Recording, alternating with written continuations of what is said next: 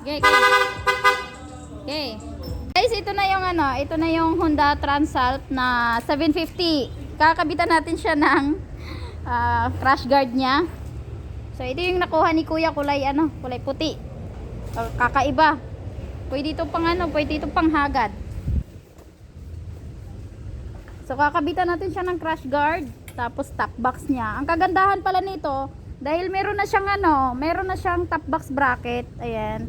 Hindi katulad sa ibang mga nakukuha yung unit na wala siyang top box bracket. So ito, kakabitan mo na lang siya ng top box mismo. Ayan. And then ito, kakabitan natin siya ng handguard dito mamaya para maging malaki naman siya tingnan. And then yung crash guard, kakabitan natin siya ng ilaw. May ilaw yan mamaya.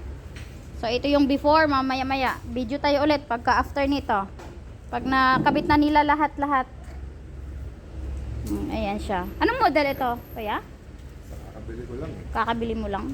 Bago lang to eh, itong Kakabili ko lang, hindi ko alam. bagong modelo ng yung yan, yung 'di ba may Honda CB500X na ito. Ito ay Honda Transalp 750.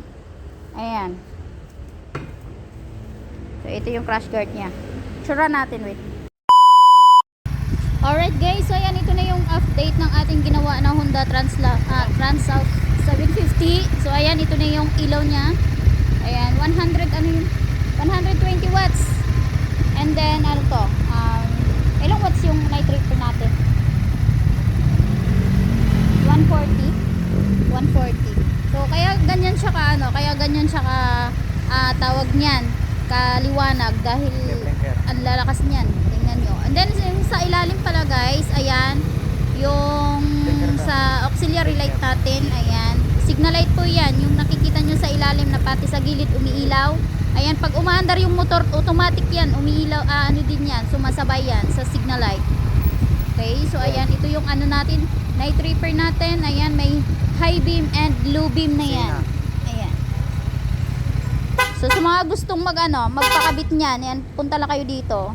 So ang gusto pala ni sir yan, yung pag magbusina sabay yung passing. Ayan, pagbusina sabay blink. Ganun. So hindi rin yan blinker mga busing. Kasi ang iba kasi nagtatanong, bawal daw yan. So hindi naman blinker yan eh.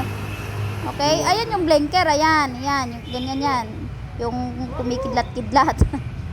Yung diyan, yung night reaper na pagbusina natin sabay yung passing, ayan yung yun yung hindi bawal.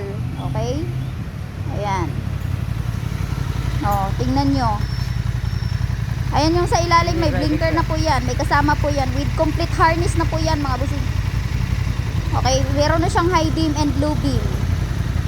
Yung ilaw natin na auxiliary light. Ayan. Ganyan siya liwanag ang ilaw. So ayan, sa mga gustong magpakabit, ayan, visit lang kayo dito sa FJ Anchoy Big Bike Shop sa Caloocan. Ayan, malapit po tayo sa Simbahan Catholic mga busing. Simbahan Catholic and Landmark S11 Bakery. Ayan. Punta lang po kayo dito or di kaya maaari nyo kaming tawagan sa aming cellphone number. Ayan, sir, 9958137766 or di kaya sir 9972761 Ayan, maraming salamat po. Ito.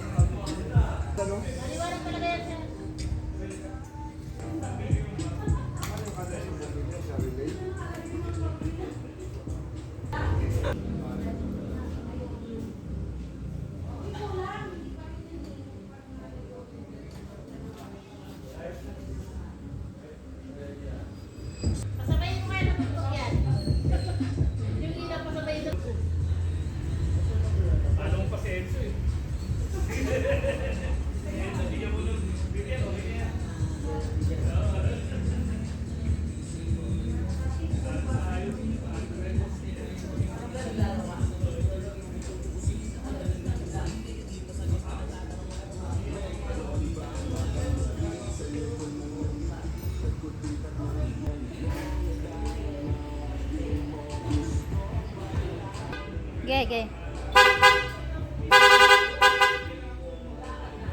Isa pa.